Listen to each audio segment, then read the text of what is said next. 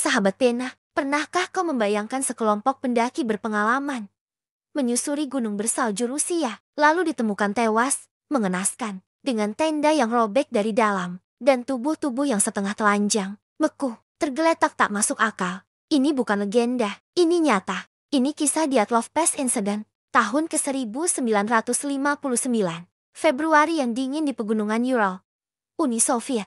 9 pendaki muda, mahasiswa dari Institut Politeknik Ural, memulai perjalanan ambisius mereka ke Gunung Otorten, dipimpin oleh Igor Dyatlov.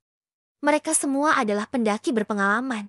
Gunung tujuan mereka berarti jangan pergi ke sana. Nama yang terdengar seperti peringatan. Tapi mereka melangkah, tetap maju. Dalam catatan harian dan foto-foto yang ditemukan, mereka tampak ceria, tertawa, bernyanyi, berbagi tugas membangun tenda, memasak, dan menulis jurnal. Tidak ada tanda-tanda kekacauan, tidak ada rasa takut. Hingga 1 Februari, mereka memutuskan berkemah di lereng Holatshau, dalam bahasa lokal berarti Gunung Kematian. Dan setelah malam itu, tak ada kabar lagi dari mereka. Hari-hari berlalu, ketika mereka tak kembali. Tim pencari dikerahkan, dan yang ditemukan membuat bulu kuduk siapapun berdiri. Tenda mereka ditemukan rusak parah, bukan diserang dari luar, tapi robek dari dalam. Seolah para pendaki melarikan diri dalam keadaan panik. Anehnya, jejak kaki mereka masih terlihat. Menuju hutan, mereka berjalan tanpa alas kaki dalam suhu minus 30 derajat. Beberapa hanya memakai pakaian dalam. Lalu satu persatu, tubuh mereka ditemukan. 2 orang pertama tergeletak di bawah pohon pinus, membeku. Tubuh-tubuh lain menyusul dalam berbagai posisi. Sebagian membeku biasa, tapi yang lain tidak. Beberapa mayat mengalami cedera fatal. Tulang dada remuk, tengkorak pecah, tapi tak ada luka luar. Seolah mereka dihantam oleh kekuatan luar biasa, tapi tak ada bekas benturan di permukaan. Dan tubuh-tubuh itu memancarkan tingkat radiasi yang tidak biasa. Sahabat Pena, pertanyaan-pertanyaan itu baru saja dimulai. Salah satu teori paling populer adalah makhluk misterius dari gunung, Yeti, jejak kaki asing, ketakutan mendadak, tapi tak ada bukti kuat, tak ada bulu, tak ada cakaran. Namun, mengapa mereka kabur seperti itu? Teori lain menyebut mereka adalah korban eksperimen rahasia militer Soviet. Lokasi perkemahan berada dekat area uji senjata. Tubuh-tubuh yang remuk tanpa luka luar, seolah menjadi bukti tekanan ekstrim tanpa benturan. Dan radiasi, 2 dari pendaki adalah mantan pekerja fasilitas nuklir.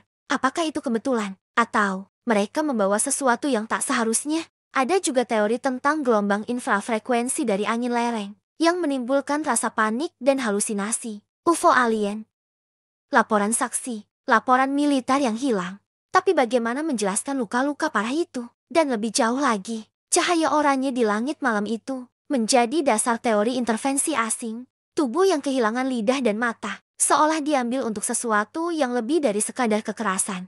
Namun, semua teori itu belum ada yang mampu menjelaskan seluruh kejanggalan.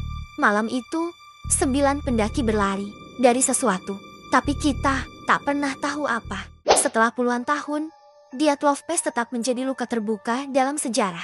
Tapi, tahukah kamu, ada beberapa fakta mengejutkan yang muncul belakangan.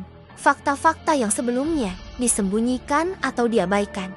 Tahun 2019, pemerintah Rusia membuka kembali kasus ini. Tapi, mereka hanya fokus pada satu penyebab. Fenomena alam, longsoran salju lambat, itu kata mereka. Tapi fakta di lokasi berkata lain. Tidak ada longsoran besar, tidak ada tanda-tanda tertimbun. Bahkan, tenda sebagian masih berdiri. Dan tubuh-tubuh itu tidak menunjukkan tanda-tanda tergila salju. Luka mereka terlalu ekstrem untuk sekadar longsor. Dan radiasi di pakaian tidak dijelaskan. Laporan militer banyak yang hilang. Bahkan, beberapa berkas resmi kasus ini masih dirahasiakan. Sahabat Pena, keluarga korban pun percaya. Anak-anak mereka melihat sesuatu yang tak boleh mereka lihat. Ada satu pola yang mencurigakan. Lokasi perkemahan mereka terlalu dekat dengan area uji senjata rahasia Soviet. Sebuah kesalahan yang mungkin membuat mereka harus dilenyapkan secara alami. Tapi, sahabat Pena, tidak semua kematian bisa diselimuti salju. Tahun demi tahun berlalu, Dyatlov Pass tak pernah tenang. Para peneliti terus datang, wartawan menelusuri, penggemar misteri mencoba merekonstruksi. Tapi jawabannya tetap hilang di balik kabut gunung. Kini, Tempat itu telah menjadi semacam monumen, bukan untuk mengenang jawaban, tapi untuk mengenang bahwa tidak semua pertanyaan harus dijawab. Sahabat pena, kadang bukan jawabannya yang paling menakutkan, tapi ketiadaan jawaban itu sendiri.